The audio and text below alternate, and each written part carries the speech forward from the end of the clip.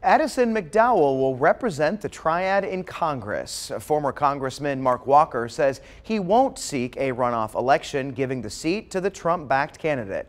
Walker will instead join former President Trump's campaign. WFMY News 2's Nixon Norman spoke with an expert to get insight into Trump's impact on the race. That's right, Chad. Just this morning, it wasn't clear who would win the District 6 seat. It seemed inevitable that we'd have to wait until May 14th for the runoff election between Addison McDowell and Mark Walker. But that's all changed this afternoon when Walker revealed he'd taken a job with former President Donald Trump, ditching the runoff election. He told me he feels confident with his decision. Mark Walker says his decision to not compete in a runoff election with Addison McDowell was only made 24 hours before announcing. We had gotten word through a third party that President Trump may be wanting to reach out to us.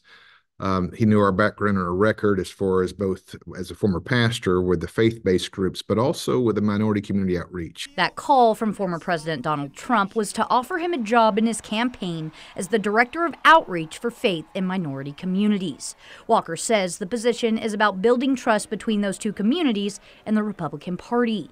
This comes after Trump endorsed McDowell leading up to the primary. Political experts say not only did it vault McDowell to victory, it shows the amount of influence Trump has within the Republican Party. And so not only does he have a stick in terms of saying he's going to support an opponent, he also has a carrot, which he can give people opportunities within the campaign apparatus and then potentially, if he becomes president, within the federal government itself. Husser says in the past there have been Christian and evangelical groups that have disagreed with Trump's behavior, and hiring someone like Walker could be beneficial for the former president.